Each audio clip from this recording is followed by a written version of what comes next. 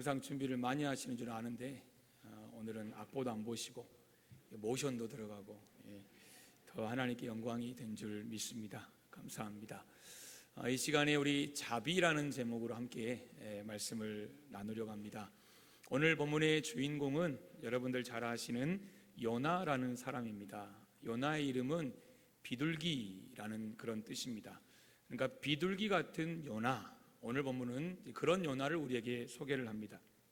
성경에 보시면 비둘기는 양면성의 특징을 가지고 있습니다. 즉 좋은 점도 있고 또 그렇지 못한 점도 이렇게 있다는 거죠. 먼저는 긍정적인 이미지입니다. 그것은 여러분 잘 아시는 바로 순결함이라는 이미지입니다. 마태복음 10장 16절 보시면 비둘기처럼 순결하라 이렇게 말씀을 합니다.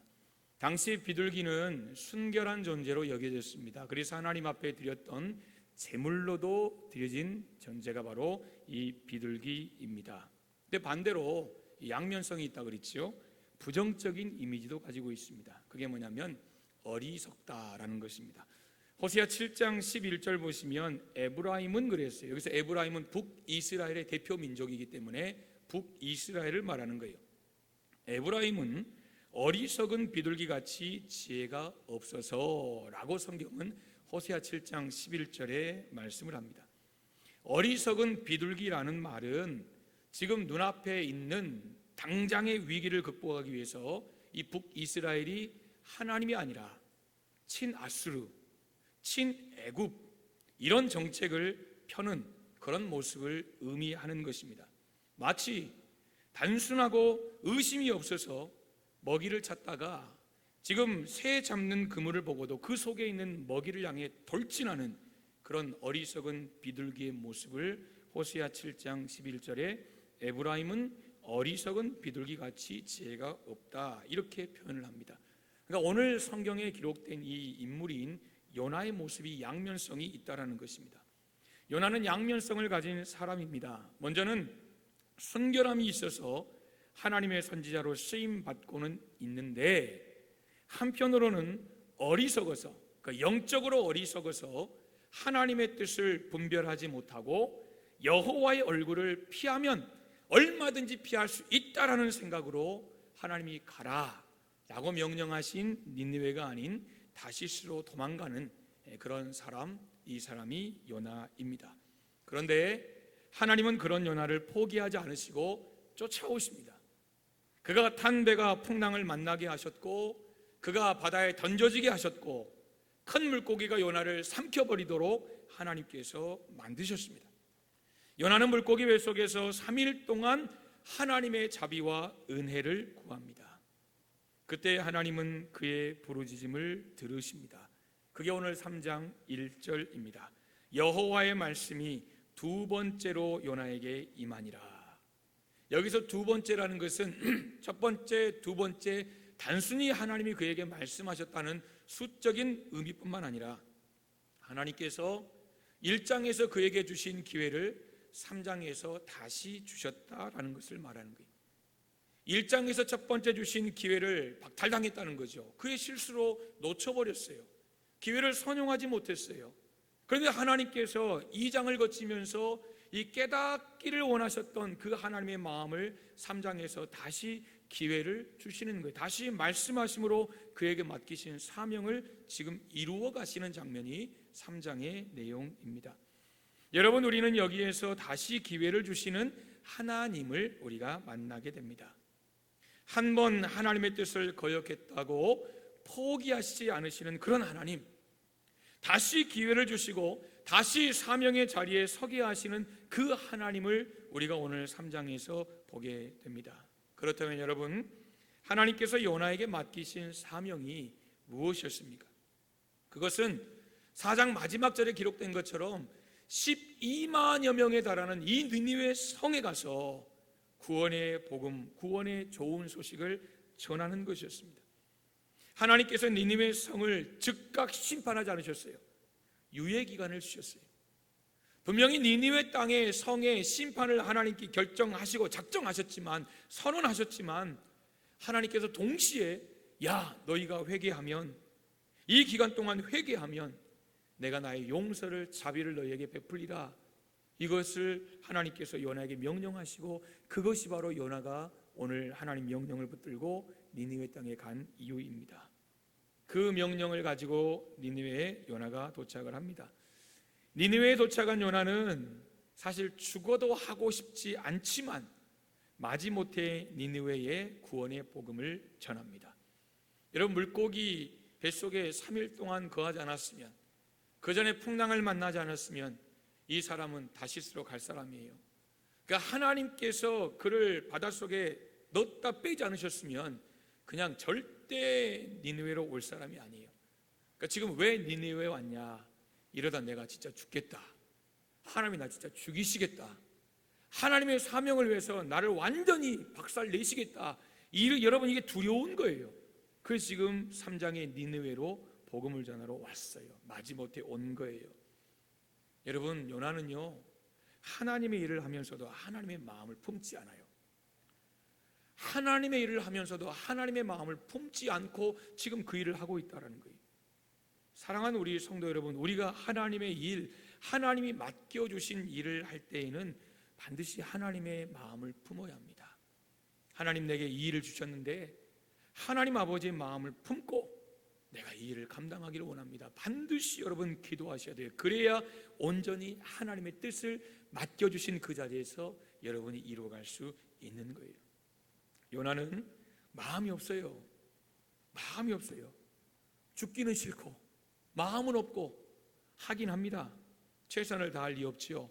그래서 요령을 피웁니다. 성경은 분명히 니느웨가 사흘길이라 그랬거든요.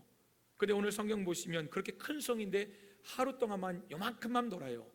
성을 딱 3조각 내가지고 요만큼 3분의 1만 그냥 돌고 나머지는 여러분 그냥 뭐 알아서 이것이 흘러가든지 아니면 나는 전이 있으니까. 이게 요나의 마음이에요. 니느웨 성에 대한 반감, 적대감, 이것 때문에 온전한 순종을 하지 않아요. 말씀드린 대로 이 지금 3장과 4장의 내용을 보면 니느웨 성에 대한 열정 없어요. 이 사람 사랑도 없어요. 요즘 말로 영혼이 1도 없다는 거예요. 그런데 여러분 놀라운 게 뭔 줄 아십니까? 그런 마음으로 하나님이 하라고 하시니까 그냥 하는 거예요. 안 그러면 내가 벌을 받게 보이거든요. 그런데 놀라운 것은 회개하라는 복음이 니느웨 성에 선포되었고 그 소식이 왕에게 전달되었을 때 왕을 비롯한 모든 백성들, 심지어 가축까지도 곡기를 끊고 금식을 합니다. 곡기를 끊는 건 그거예요.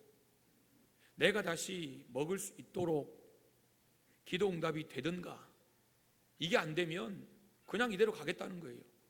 다시 말하면 에스더 4장의 에스더의 고백처럼 내가 죽느냐 사느냐, 죽든지 살든지 지금 그 각오로 하나님 앞에 곡기를 끊고 금식을 하는 거예요.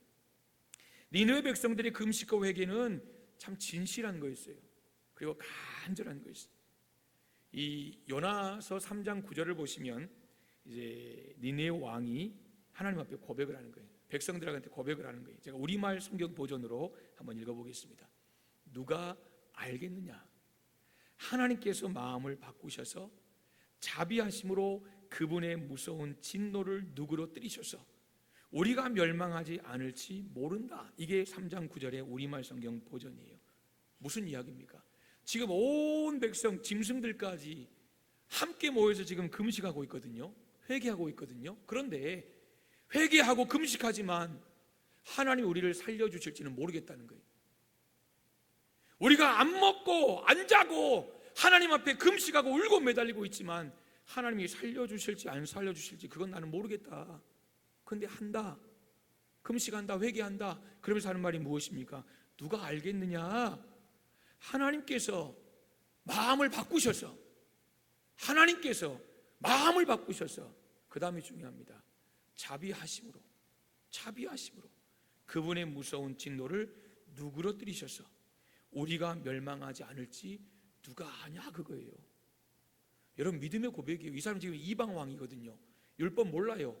하나님이 사실 누구시 정확히 알지도 모르는 사람이에요. 그런데 이 고백을 보면 자기들이 금식하고 회개하는 있지만 우리가 구원받을지, 우리가 이렇게 그냥 하나님 앞에 심판받아 죽어버릴지, 이것은 우리가 금식하고 우리가 정말 회개하는 그 행위에 달린 게 아니라는 거예요. 우리가 살지 죽을지는 우리가 금식하고 울고불고 다 해도 결국 하나님의 주권에 달렸다는 거예요. 이것을 오늘 성경은 하나님의 자비하심에 달려있다 이렇게 표현을 하는 거예요. 나의 노력이나 나의 행위가 아니라 하나님의 자비하심의 근거에서 우리가 살 수 있다라는 것입니다. 여러분, 이러한 진실한 회개가 결국 하나님의 자비하심을 오늘 니느웨 땅에 흘러내리게 했다라는 거예요. 사랑하는 여러분, 이처럼 성경에서 말하는 자비라는요, 사람의 죄와 실패에도 불구하고, 우리의 실패에도 불구하고, 우리의 죄에도 불구하고 새로운 기회를 주시는 하나님의 사랑, 하나님의 관용, 이것이 성경에서 말하는 자비예요. 그래서 하나님의 자비는 죄의 중함과 경함에 상관없는 거예요. 진심으로 회개하는 그 누구에게나 주어지는 것이 바로 하나님의 자비하심이에요. 오늘 설교의 제목인 자비는 우리가 잘 아는 것처럼 성령의 9가지 열매 중에 하나입니다. 이 자리에 우리 다음 세대들 가운데 성령의 9가지 열매를 다 아는 친구들 혹시 있나요?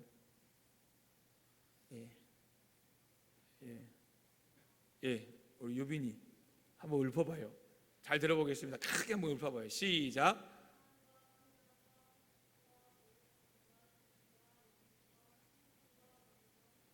맞습니까? 이 정도입니다. 우리 선생님들이 이 정도로 잘 가르쳤어요. 감사합니다. 좀 이따 끝나고 목사님 만나고 가요. 나는 만나자고 했지 뭐 준다고는 아니었어요.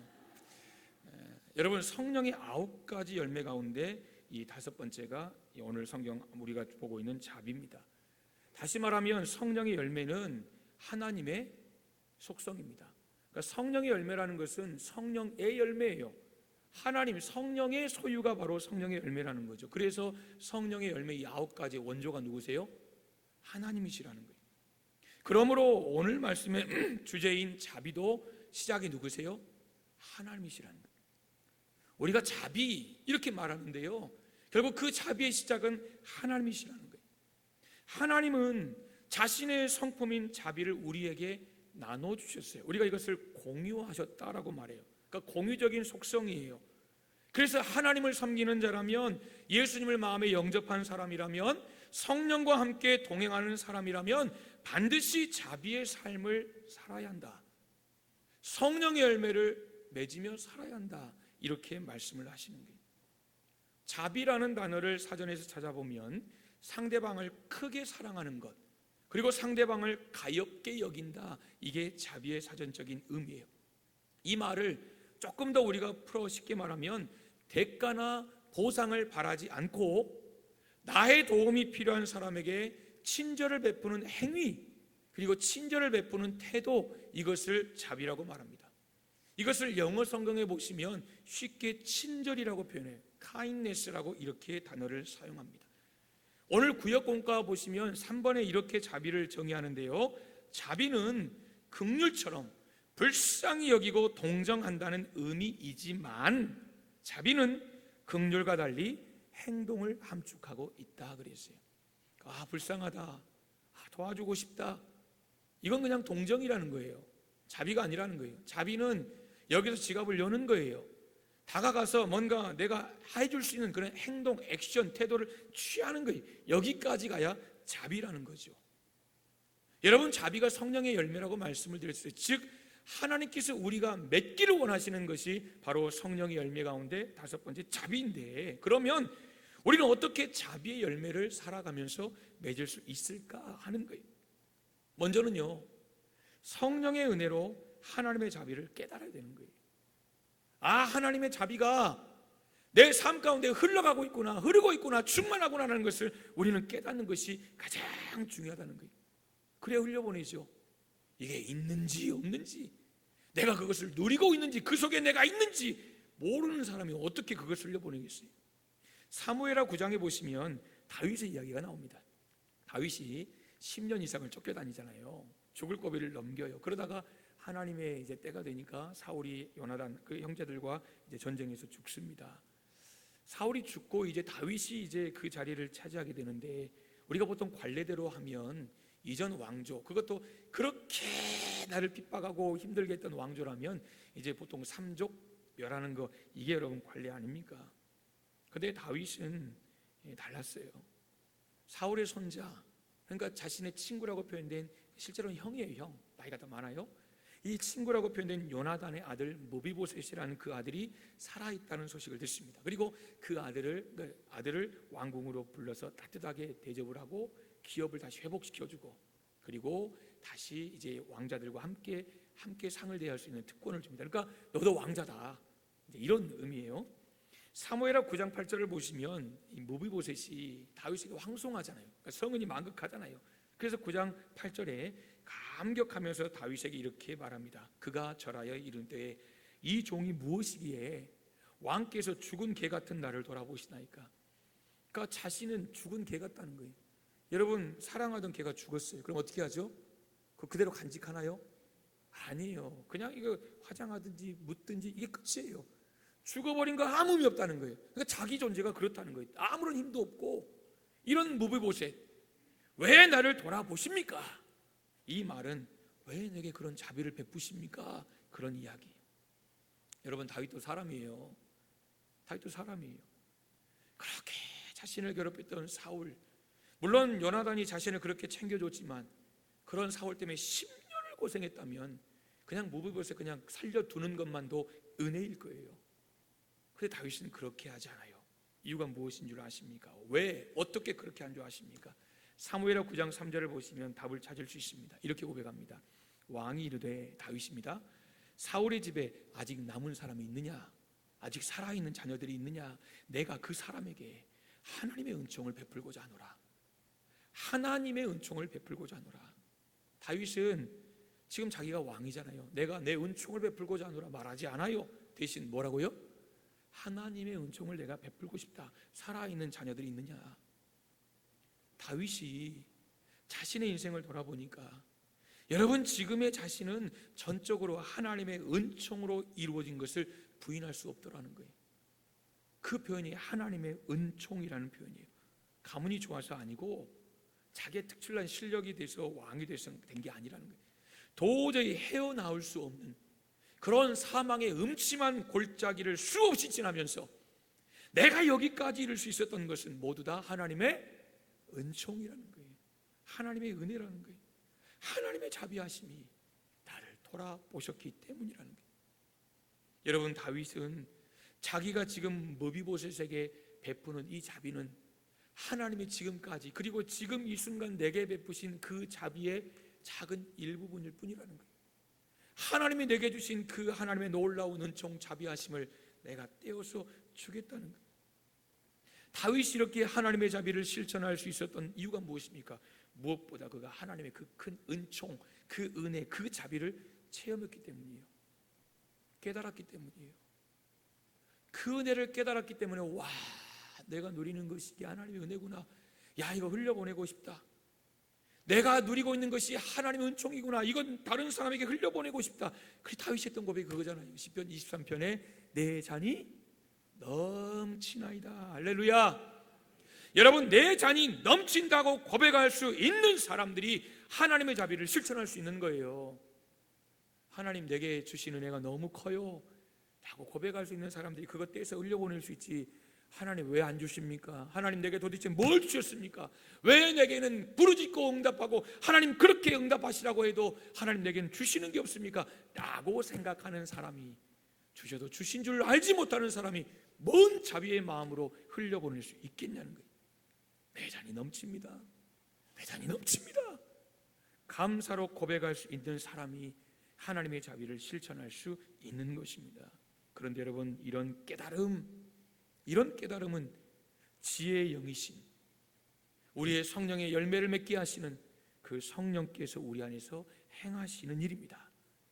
성령께서 우리 안에 충만히 역사하시게 되면 내게 부어진 하나님의 자비가 얼마나 크고 놀라운 건지 깨닫게 되는 거예요. 그 다윗처럼 고백할 수 있는 거예요. 내 잔이 넘치나이다. 내 잔이 넘치나이다.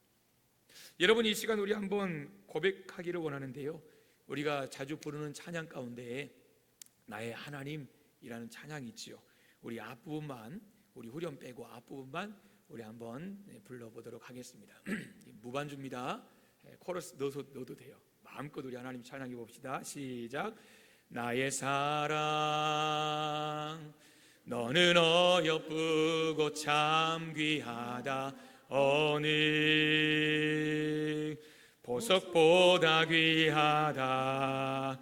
내가 사랑스럽지 않을 때 너를 온전히 사랑하고 너와 함께하려 내가 와. 다시 한번 고백할까요? 우리 나의 사랑 너는 어여쁘고 참 귀하다. 어느 보석보다 귀하다. 내가 사랑스럽지 않을 때 너를 온전히 사랑하고 너와 함께하려 내가 왔노라. 여러분, 설교 중 왜 갑자기 찬양할까요? 따라합시다. 누가 졸았어요? 아니에요. 왜냐하면 이 찬양에 하나님의 자비하심이 녹아있기 때문이에요. 여러분, 하나님은 우리를 뭐라고 고백하신다고요? 당신의 사랑이라고 고백하신다는 거예요. 어여쁜 자라고 말씀하신다는 거예요. 참 귀한 자라고 말씀하신다는 거예요. 보석처럼 귀한 자로 보신다는 거예요. 언제요? 찬양했잖아요. 내가 사랑스럽지 않을 때. 여러분, 그래서요, 정말 저 사람이 사랑스럽지 않을 때 사랑할 수 있는 사람이 진짜 사랑의 사람이에요. 사랑할 만한 조건 다 갖추면 그 사랑 못하는 사람이 어디 있어요? 안 그래요? 이건 개나 소나 다 하는 거예요. 그러나 정말 사랑할 수 없어요. 사랑하고 싶지 않아요. 그런데 내 안에서 막 그 사람을 위해 기도가 나오고, 사랑하고 싶은 마음이 없지만 하나님이 주신 힘으로 사랑하려고 노력하는 사람이 진짜 사랑의 사람. 누구 닮은 사람이에요? 하나님 닮은 사람이에요. 내가 사랑스럽지 않을 때, 이거 하나님 말씀 아니에요? 네가 사랑스럽지 않아요, 하나님 보시기에. 그런데도 뭐라고 말씀하세요?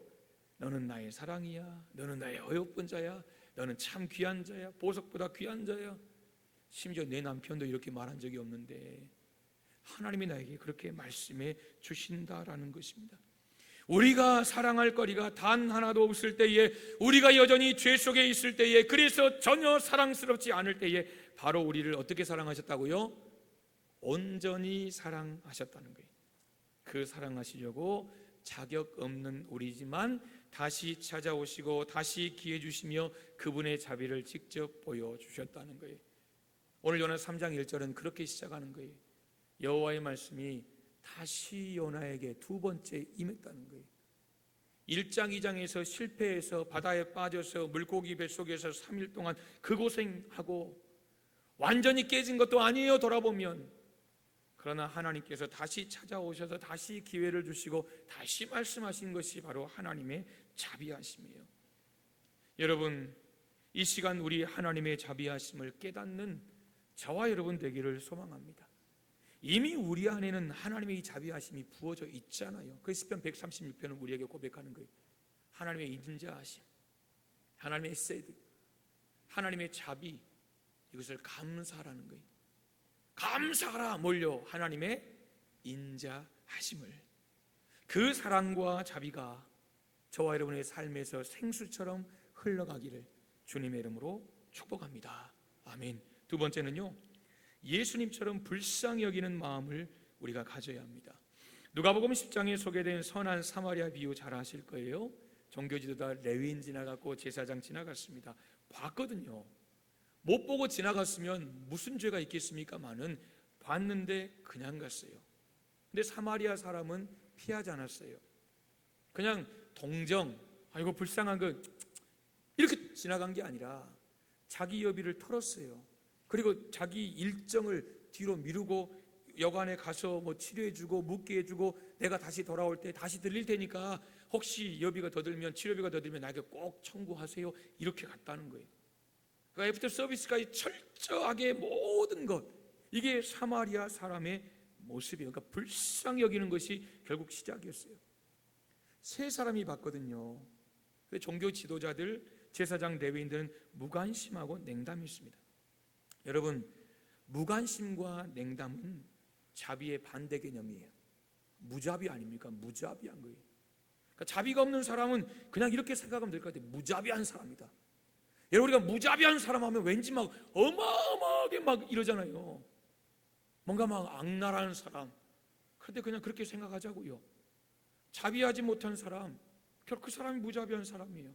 자비함이 없는 사람, 하나님의 자비하심을 입고도 자비하심을 드러내지 못하는 사람은 결국 무자비한 그런 사람이에요. 불쌍히 여기는 마음이 없는 사람이라는 것입니다. 사랑하는 여러분, 우리가 자비의 열매를 맺기 위해서는 자비하신 하나님의 마음, 그 자비를 이 땅에서 분명하게 보여주신 예수님의 마음을 가져야 하는 거예요. 기도해야 되는 거예요. 하나님, 내게 그 마음을 주세요. 하나님 아버지의 마음을 주세요. 오늘 연화를 보면 이게 도대체 성경에 있을 내용인가 싶어요. 왜냐하면 결론이 애매하거든요. 결론이 애매해요. 야, 12만여 명이 여기 있는 거 너 모르냐? 내 마음 너 그렇게 모르겠냐? 이게 하나님 이렇게 말씀하면 다 끝나버려요.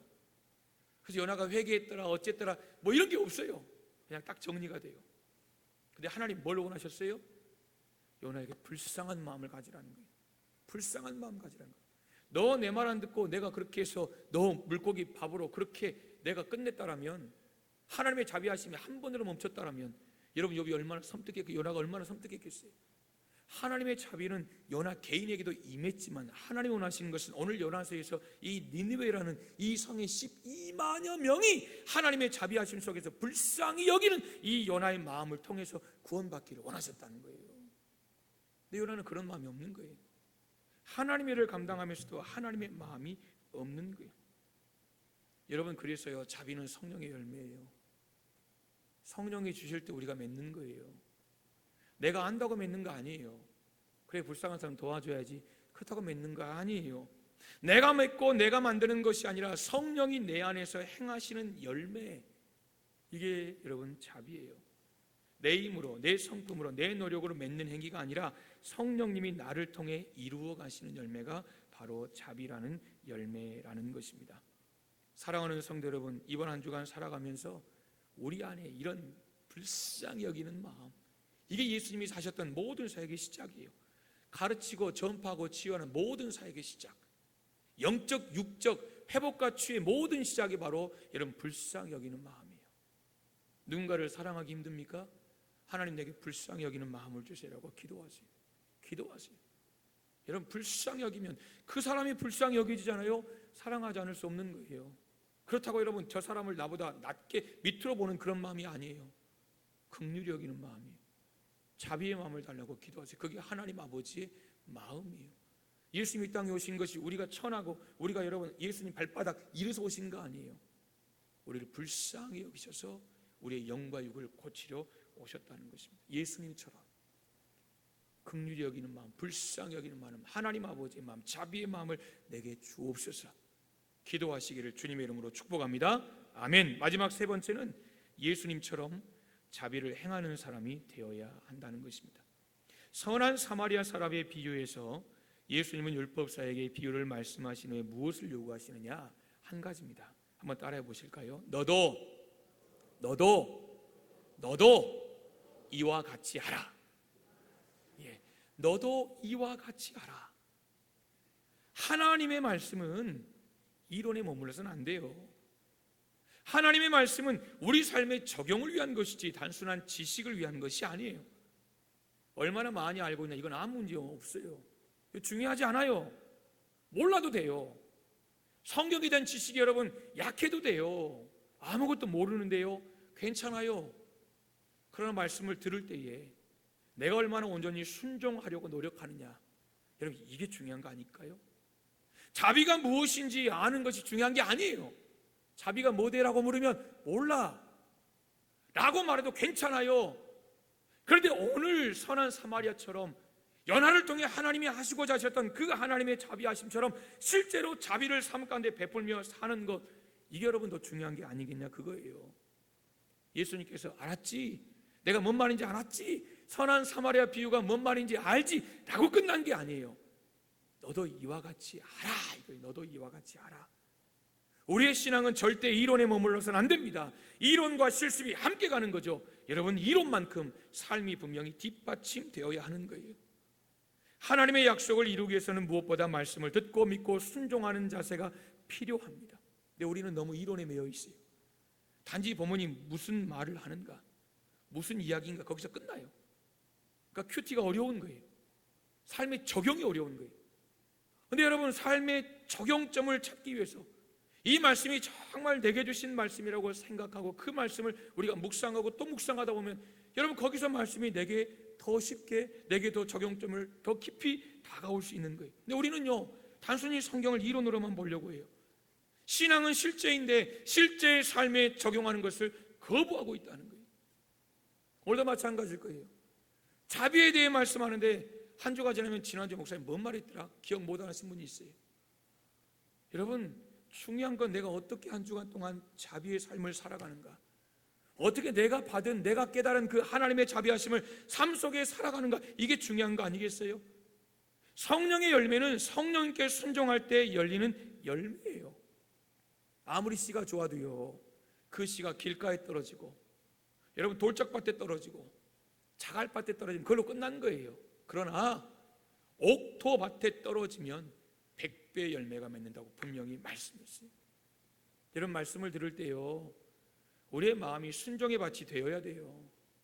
우리의 마음이요, 아멘의 밭이 되어야 되는 거예요. 믿으십니까? 말씀은 말씀이고 내 삶은 삶이고 둘이 딱 쪼개서 이분법적으로 사는 사람에겐 절대 하나님의 기적도 없고 절대 변화되는 사람도 없는 거예요. 순종하지 못할 상황이 올 때 그때에도 십자가를 바라보며 순종하는 거예요. 자비를 베풀 수 없는 무자비한 행동을 하고 싶을 때 타인과 나 자신을 동일시하고 말씀의 귀를 기울이는 거예요. 내 이웃이 누구냐가 아니라 누가 강도 만난 자의 이웃이 되겠느냐. 그럼 뭐라고 해요? 저요? 이거 저요. 저요. 그렇게 살아가라는 거예요. 사랑하는 여러분, 우리가 자비의 열매를 맺기 위해서는 자비로운 사람이 되려고 의도적으로 결단해야 합니다. 즉 희생이 있는 책임을 다해야 한다는 거예요. 생각에서만 머무는 것이 아니라 말씀드린 것처럼 불쌍히 여기는 눈으로, 그 발로 그 손으로 우리의 삶을 살아가야 한다는 거죠. 그것이 하나님께서 우리에게 원하시는 거예요. 여러분, 한 주간 동안 자비의 삶을 살아보시기를 소망합니다. 우리가 자비로운 삶 하면 뭔가 그냥 큰 삶, 뭔가 엄청난 큰 일을 하는 거, 이렇게 생각을 하기도 합니다. 그런데 제가 뉴스를 보다가 코로나 시즌 때 뉴스더라고요. 이런 내용이에요. 여러분 커피 좋아하시죠? 우리나라도 참 커피 좋아하는데 이탈리아에 비하면 사실 우리는 아직이죠. 이탈리아 사람들은 이게 필수품입니다. 그러니까 우리는 아직 기호식품이에요. 뭐 잘 드시는 분도 있고 아직 커피를 뭐 안 드시는 분도 있고, 이탈리아 사람들에게는 커피가 필수식품이라는 거죠. 그래서 커피 한 잔을 마실 수 있는 여유가 없다라는 것은 그들에게 인간다운 삶을 누리지 못한다, 이런 의미와도 같은 거예요. 또 우리는 커피 안 마신다고, 못 마신다고 여러분 저 사람 인간적인 삶을 못 누리나 이렇게 생각하지는 않습니다. 그러니까 이탈리아는 그렇게 커피와 뗄래야 뗄 수 없는, 이탈리아 사람들이 커피 안에 이런 삶을 산다는 거죠. 그런데 이탈리아에는 커피와 관계된 이 감동적인 문화가 하나 있습니다. 그것은 어려운 이웃을 위해 커피를 미리 계산하는 거예요. 이것을 가리켜서 카페 소스페소라는 그런 문화입니다. 소스페소라는 말은 이 맡겨둔다, 이런 의미라는 거예요. 그러니까 내가 커피 한 잔을 사 마셔요.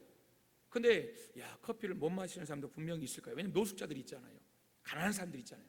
그러니까 그 사람들을 생각하고 커피 값을 내가 한 잔 값을 더 지불해 놓고 간다라는 거죠. 그러니까 커피가 삶의 일부인 이 이탈리아 사람들만의 나눔 방식이라는 거죠. 커피를 주문한 사람이 한 잔 값을 더 내면 이 한 잔 값으로 커피를 마실 수 없는 그런 사람들에게 여러분 뭔가 자비를 베푸는, 이것이 이탈리아 사람들만이 가지고 있는 하나의 문화라는 것입니다. 여러분 참 좋은 문화 아닙니까? 그렇죠? 나는 마실 수 있지만 마실 수 없는 이 커피 한 잔 얼마나 하겠습니까? 1,500원, 2,000원, 이것 가지고 누군가에게 마음에 여러분 뭐 쉼, 또 육체에 또 시원함을 줄 수 있다라는 거죠. 카페 소스페소, 참 좋은 문화 같아요. 오늘 점심 먹고 누가 한번 외쳤으면 좋겠어요. 오늘 내가 카페 소스페소 하겠습니다. 손 한번 들어보세요. 오, 우리 예담이가 이렇게 들어버리는 거 어떡하죠? 예담이가 들었어요. 여러분, 지금 제가 들고 있어요. 오늘 커피는 제가 사겠습니다. 점심 먹고 마음껏 드십시오. 아닌 줄 아나 봐요. 여러분, 강단에서 나오는 이야기는 다 진짜입니다. 농담 안 합니다. 여러분, 우리가 뭐 이탈리아와는 내용은 다르지만 또 오늘 주일 이른 아침부터 땀 흘리며 사명의 자리에서 수고하시는 우리 성도님들을 위해 이 목사가 할 수 있는 것이 아무것도 없더라고요. 그냥 목사가 뭔가 좀 땀 좀 흘리려고 하면 하지 말라고, 하지 말라고, 하지 말라고, 하지 말라고. 제가 할 수 있는 게 아무것도 없더라고요. 얼마나 고맙고 감사한지. 사랑의 마음 아닙니까? 사랑의 마음이에요, 사랑의 마음. 그래서 제가 할 수 있는 건 그런 것밖에 없더라고요. 돈 쓰는 거. 교회 안에서 제가 용돈을 많이 받거든요. 지금 석 달째 용돈 생각하고 있어요. 여러분, 점심 드시고 마음껏 가서 제 이름으로 커피 드세요. 우리 다음 세대도 마찬가지입니다. 오늘 마시고 싶은 거 다 먹으세요. 대신 이름은 꼭 적어 놓으세요. 누가 먹었는지는 제가 알아야죠. 그렇죠? 맛있게 드셨냐고는 제가 물어봐야 되지 않겠습니까? 여러분, 그냥 체크만 하시고 오늘 커피는 제가 삽니다. 목사가 여러분들을 섬길 수 있는, 여러분들이 하지 마라 하지 마라 해서 제가 짜내고 여러분 섬길 수 있는 그런 하나의 방법이 아닐까라는 생각에 여러분 드리는 말씀입니다. 여러분, 드리고 싶은 말씀은 그거예요. 커피 한 잔은 1,500원, 2,000원밖에 안 하거든요. 어떤 데는 1,000원이에요. 정말 싸요. 자비라는 것은 아주 작은 것에서부터 얼마든지 시작할 수 있다라는 거예요. 작잖아요. 근데 그 작음 속에서 결국 자비가 시작이 된다라는 것입니다. 커피 한 잔. 커피 값이 없는 건 아니지만 여러분, 우리가 나누는 이 커피 한 잔, 작은 것에서부터 자비는 시작하는 거예요. 그렇게 훈련하는 거예요. 작은 친절을 연습함으로 그 작은 친절 하나가 우리 안에 자비의 성품을 길러낼 수 있다라는 것입니다. 우리 말씀 마무리하겠습니다. 우리 잠깐 영화 클립 하나인데요, 우리 보고 우리 말씀 마치도록 하겠습니다. 40초 정도밖에 안 됩니다. 집중해서 여러분 한번 보시면 좋겠습니다. 우리 띄워주시기를 바랍니다. Let me ask you something. If someone prays for patience, you think God gives them patience? Or does He give them the opportunity to be patient? If they prayed for courage, does God give them courage, or does He give them opportunities to be courageous? If someone prayed for the family to be closer, do you think God zaps them with warm, fuzzy feelings? Or does He give them opportunities to love each other? Well, I gotta run. A lot of people to serve. Enjoy. 네, 여기까지입니다. 짧죠? 여러분, 2007년에 개봉했던 에반 올마이티라는 영화입니다. 좀 내용이 황당해요. 하나님이 나타나셔서 한참 의원으로 잘 나가는 국회의원 되겠죠? 이 사람이 나타나셔서 방주를 지으려고 그러거든요. 하나님 막 이것저것 막 보이시면서 결국 그 사람이 방주를 지어요. 그러니까 지금 부인인 거예요, 방주 짓는. 그러니까 뉴욕의 이 노아, 이게 그 남편의 별명이에요. 왜냐하면 뉴욕에서 방주를 뜬금없이 짓고 있으니까. 근데 지금 이분이 결국은 이제 성경의 영화에서 좀 신으로 나온 이런 모습이에요. 근데 아내에게, 결국 아내가 남편이 이상하다, 저 사람은 정상 아니다. 그래서 결국 애들 데리고 이제 분리해서 살아갑니다.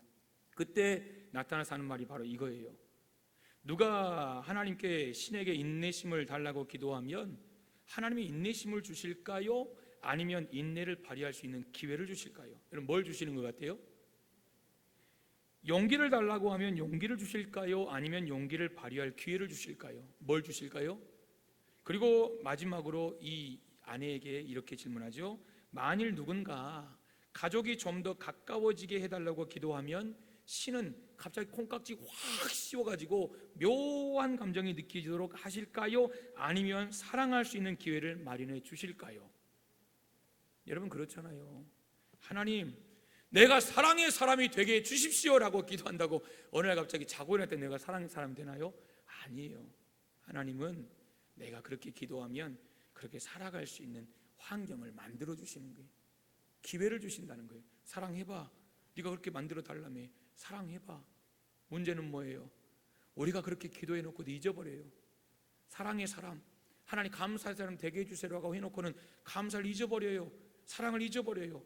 자비도 마찬가지입니다. 자비의 문제도 동일한 거예요. 우리가 오늘 말씀을 듣고 하나님 제게 자비의 마음을 주세요라고 기도하면 하나님은 내일부터 막 자비심을 주셔가지고 모든 사람이 불쌍해지고 지금까지 꼴보기 싫었던 사람이 갑자기 사랑의 사람으로 불쌍히 여기는 그런 마음을 주시는 것보다는 우리가 하나님의 자비하심을 드러낼 수 있는 그 기회를 주신다는 거예요. 꼴보기 싫은 사람이 갑자기 부딪혀요. 그럼 어떻게 해야 돼요? 어떻게 해야 돼요? 하나님이 주신 기회다. 내가 그 사람 만날 이유 없잖아요. 만나고 싶지 않잖아요. 근데 하나님이 기회를 주셨으면 어떻게 해야 돼요? 그 기회를 선용하는 사람이 결국 자비의 사람이 되는 거 아니에요? 하나님 나를 그렇게 만들어주세요라고 말을 해놓고 하나님이 정작 그 기회를 주시면 감사도 안 해요. 자비 사랑? 코웃음 쳐버려요. 여러분 너무 명대사 아닙니까? 저 한 주간 동안 와 진짜 영화 대사 들어보면 이야 진짜 이걸 성경에서 나온 말인가? 아멘 아멘. 영화 보다 보면 여러분 그렇게 외치고 싶은 말들이 많아요. 하나님 나를 그렇게 바꾸시는 게 아니라 그렇게 바꿔갈 수 있도록 결국 내 결단이 필요하다는 거예요. 하나님이 주신 은혜 안에서 그 장 안에서 나를 바꿔가는 그 기회를 선용해낼 수 있는 내 삶이 필요하다는 거예요. 문제는 우리가 그렇게 사는 거예요. 여러분 한 주간 동안 오늘 자비의 말씀 들으셨잖아요. 하나님의 그 자비하심 내가 어떻게 하나님 삶 가운데 펼쳐갈 수 있을까요? 커피 한 잔이라도 내가 대접하고 정말 나의 도움 하나님의 자비하심이 필요한 사람에게 복음으로 하나님의 자비하심을 드러내고 내가 사랑으로 그들에게 기회를 선용해서 하나님께서 내게 주신 곳에서 하나님 내가 선한 사마리아인이 되겠습니다. 그래서 하나님의 자비하심을 드러내는 거룩한 하나님의 사람이 되겠습니다. 이렇게 결단하시고 그렇게 한 주간 살아가는 저와 여러분 되시기를 주님의 이름으로 축복합니다. 아멘. 하나님 아버지 감사합니다. 오늘 하나님께서 주신 이 자비하심 우리가 마음에